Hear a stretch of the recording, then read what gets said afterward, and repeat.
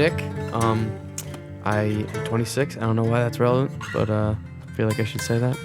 And I play indie rock. And for this gig, I'm going to be doing acoustic stuff, maybe some stuff with my looper.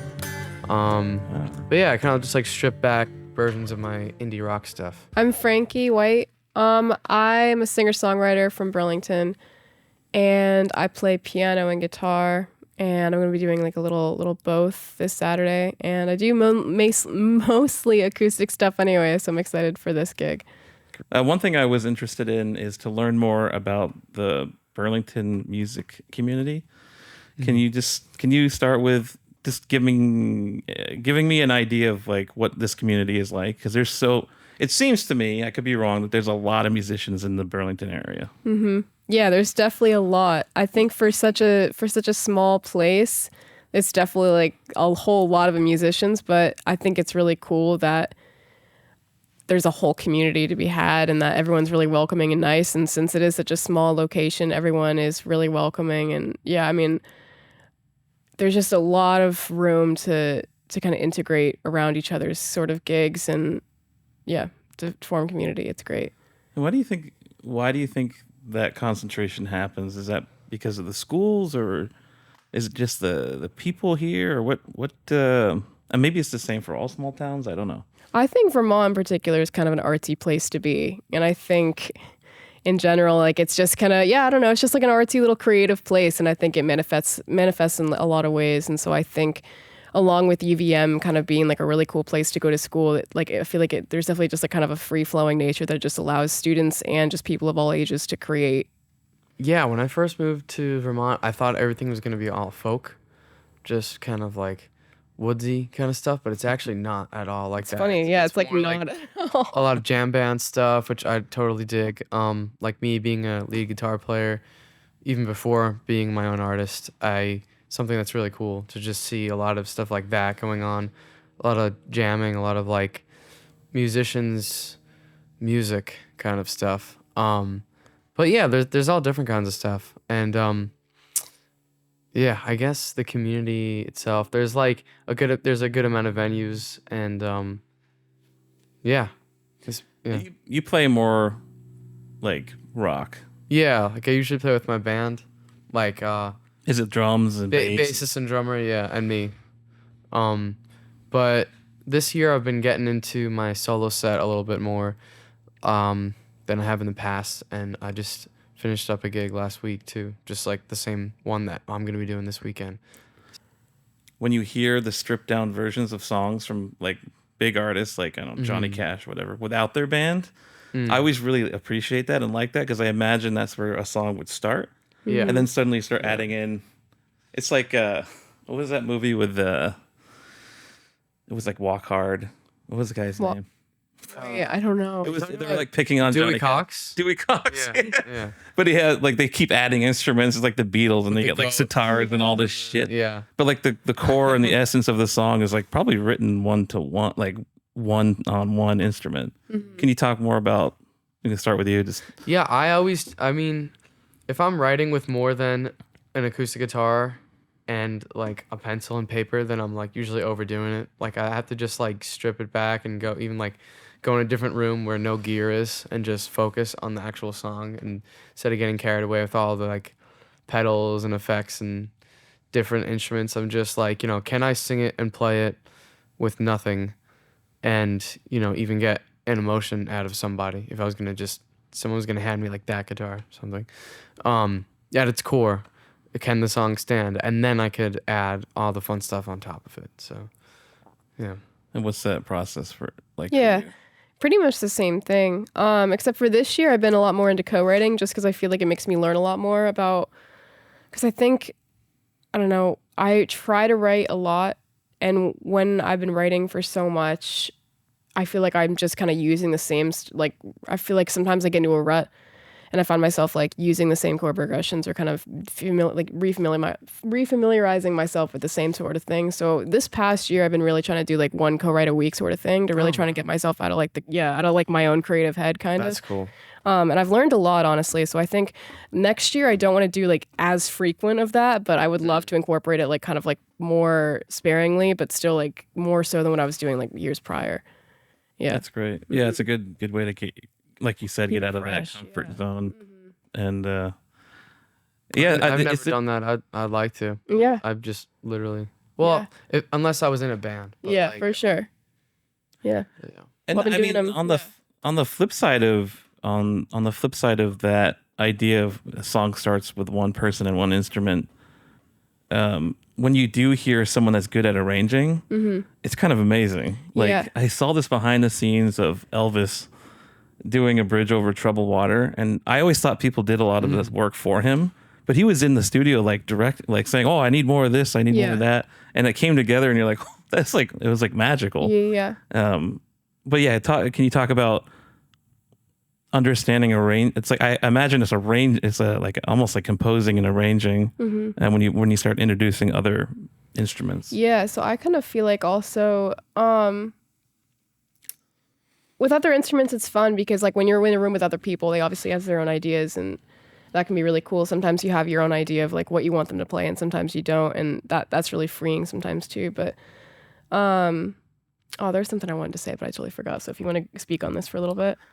Yeah, like I'll like make a scratch take of a song and then send it to like whoever, one of my friends who's a drummer, and say like, okay, give me some ideas, and then I'm just, yeah, sometimes I have some drums, like patterns programmed as an idea, but other times, whoever, they just like, my one friend in particular, Stevie, he'll just like do like a whole rough draft that sounds like really good. It's just like off of like one mic, and he's like, "How's this sounding?" I'm like, "Get all your mics set up and record that because that's really cool. Like, I want you to have your freedom, like you're saying." And then yeah, I could like throw like little ideas here and there after that, and then he'll just take it over and do his thing, and then let's say, oh, for this chorus, I'm just gonna mute the drums, and that's like up to me, to like strip things back later. Yeah, but I like having, like you said, creativity from other people's input, on top of like the core of the song, and then have some personality in there from the other people, and then like arranging, like moving things around, maybe like muting stuff in certain sections, or Sometimes, who knows? yeah. Is it okay if I speak? Yeah. Yeah. Sometimes with other parts, I feel like I get like really excited when I'm in a room just with other people too, because sometimes people just come up with something that I just never even would have thought of, and so then it just like really adds to like the excitement of a song, and sometimes I feel like I can really play off of like other people's kind of creative energy, and it's just a totally different dynamic. So it's really, really awesome when that happens as well. Yeah. Yeah, because other people are getting behind your thought process, or people are coming together on something that's more communal. Cool. Yeah. For me, I kind of grew up, I was always in the band, like marching band and stuff in high school. Oh, that's awesome. So music's always been a huge part of my life. Yeah. But I never got to a point where I was good enough where I could start getting more into I was more like challenged by the technical pieces of it versus being able to arrange stuff in ways like, at what point does technique and like the technical aspects of playing go away, and it's more about creating like good music? That's a good question. Or is it always like part of it? Like, oh, technically this is difficult.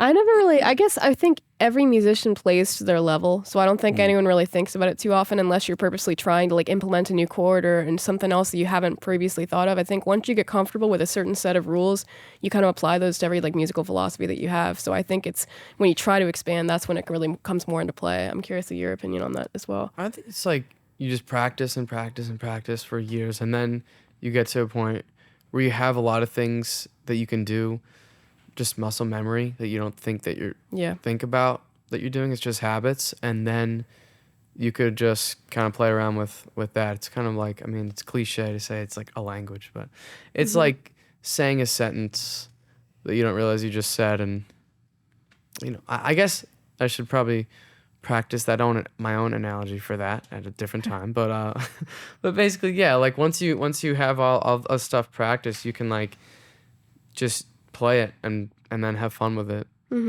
You know, if you never learned your instrument, it's hard to be creative at it to a certain extent. True. Yeah. And then that makes me think about like playing in front of people. What was that like for the first time when you first did a public, like a bigger venue, or like from playing for your friends and family to like, okay, now I'm in front, even if it's like 10 people. Yeah.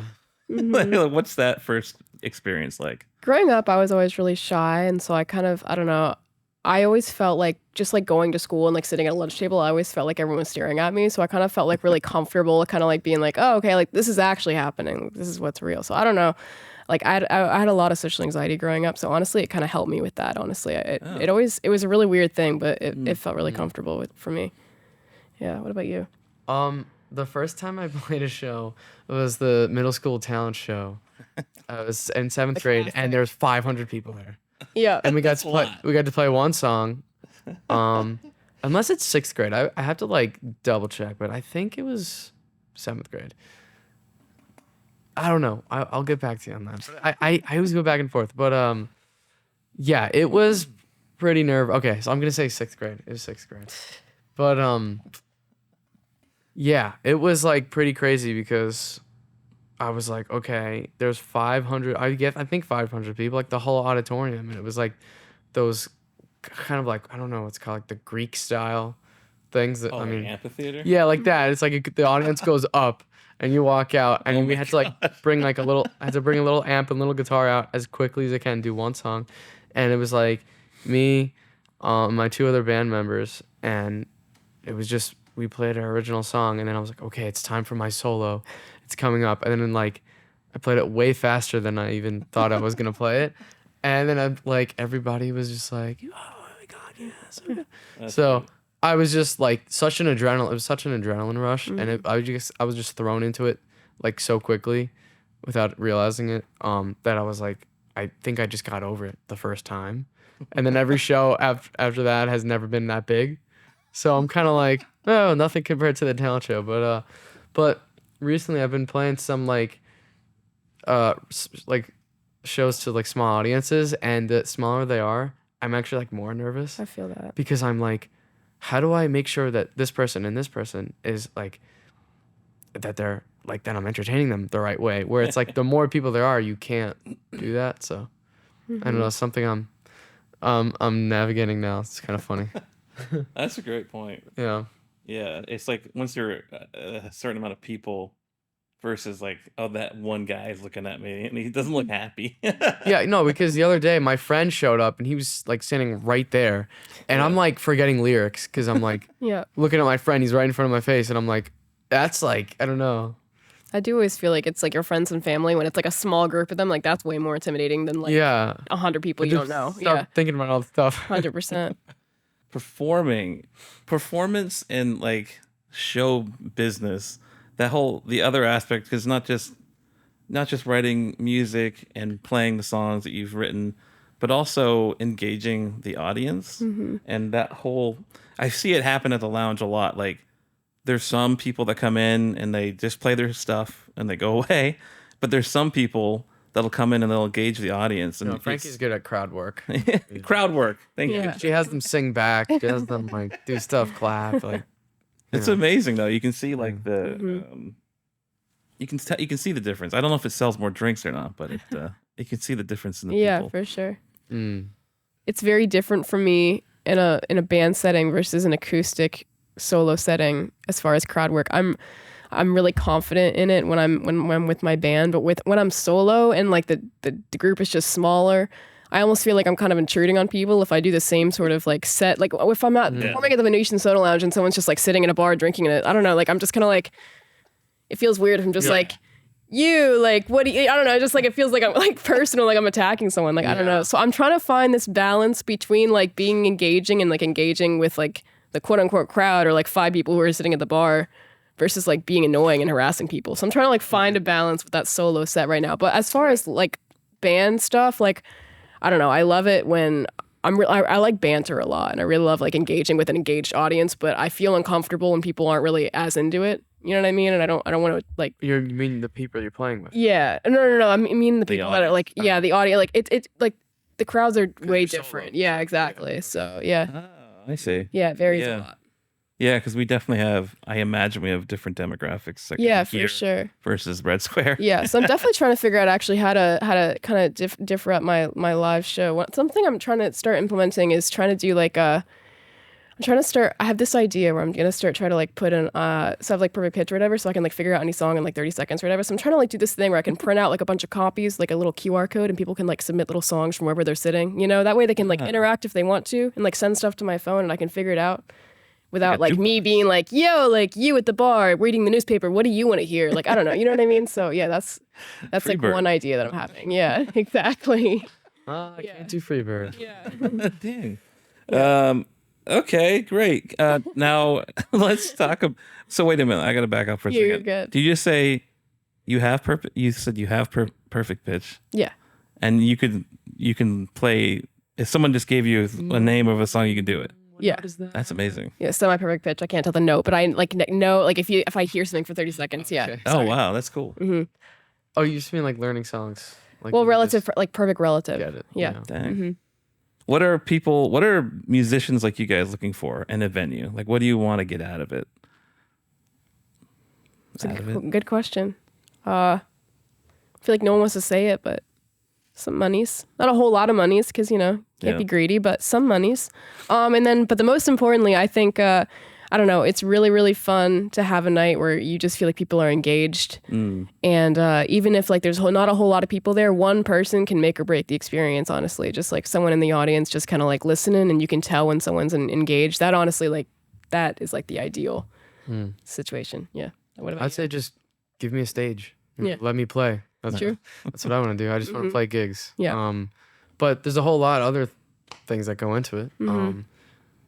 Do you mean like anywhere or? Yeah, anywhere. Burlington, Yeah, or like just what's in like I don't want to say what's your favorite venue because that's not good. That's not good for Yeah. me. What about like what's exciting for you? It's a built-in crowd.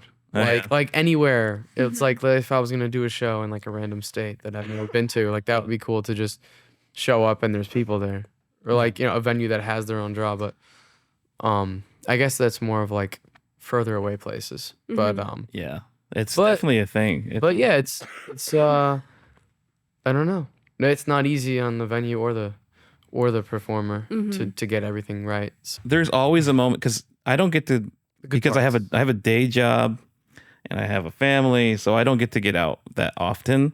But if someone calls in sick or something, I usually come and I'll run the soundboard. Yeah. And I've been able to do it probably at least 2 or 3 times a month. And there's always a moment in the band where the entire crowd feels like it feels like the entire room is on the same page. And it's usually a solo, I would say. And like last Saturday with the Songaros, Noah was playing this Cuban instrument.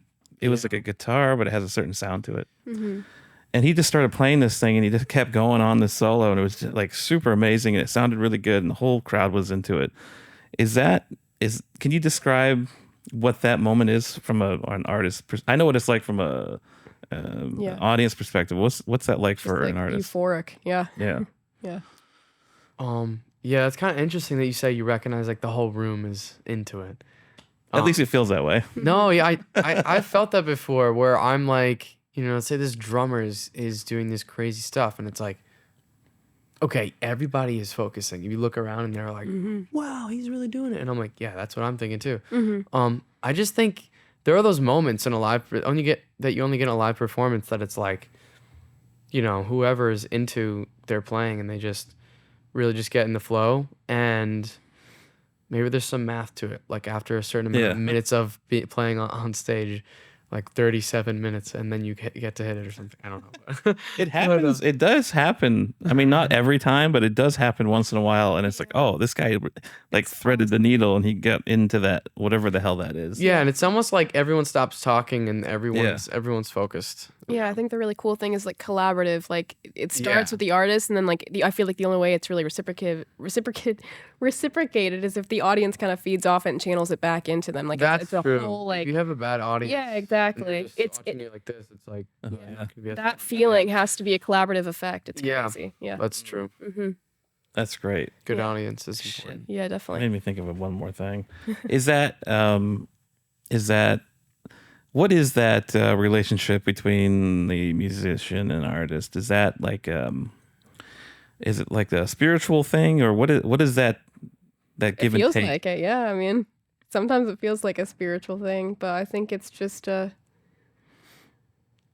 hard to say. I think everyone, I mean, people listen to music as kind of like a form of escape, kind of, and I think like you have to be kind of in the right mindset. I mean, everyone's just constantly changing what they want to accept or what they want to feel like at all times. So I mean, the same person could be open to listening to one thing in like 1 hour, and then like the next they're just like, I'm not really feeling it. So I think every single person at some point is like open to hearing something or vibing with something, but we're all just changing so much over the course of time that I think that's why it's so magic when everyone's in sync at the same time, like musician and an entire audience. Yeah. Yeah. Yeah, because I think most people are. I feel like most people are coming here not to just have a drink. Yeah. I feel like I don't know how this. I didn't even start this place as a venue. Yeah. I just started because I wanted to just sell my goddamn ginger ale. Yeah. That's awesome. Like, I There just you want go. to sell my ginger ale, but somehow it turned into this whole music thing, and I don't know how it started. Are these actual cases? No, these are just empty. Okay. But Don't leave that part. yeah, in. don't. Trying to sell the ginger ale, so we came up with this whole idea because a lot of people are using it to mix in their drinks. So I'm like, we should do a it's so bar. good, too. blah, blah. But people are coming here for the performances, Nice. and it is. I have no idea why, but that's where we're at. So I think something really special about Venetian too is that it's just such a, I don't know, it's such a small little community, and the fact that it's just like this cool little like soda company is like so cool as well. Like I don't know, it's just like Yeah, obscure little artists and like obscure little sodas. Yeah, like I don't know, what more do you need? You know?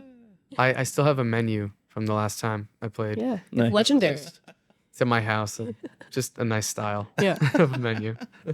let's talk about the gig coming up. I know Evan couldn't be here, but do you want to just talk through what's going on this Saturday? Yeah, for sure. I have my friend Nick Granelle and I have my friend Evan David Warner coming up. And so it's going to be so fun seeing like these two guys doing like a singer-songwriter kind of like acoustic set because I've only seen them in like live band performances.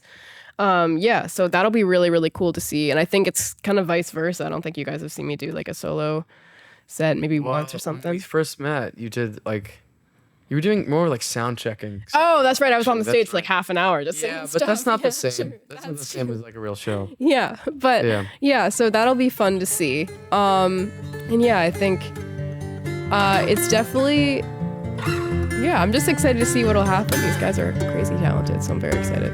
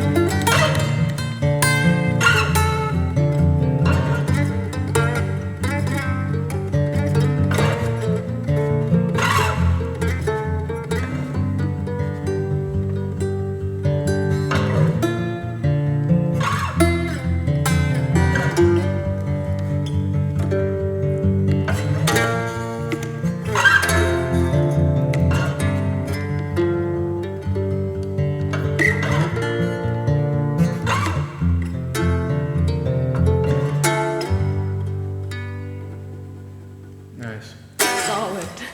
I realized I have a pick in my pocket. Oh, no way. At the end of the song. Okay, that's great.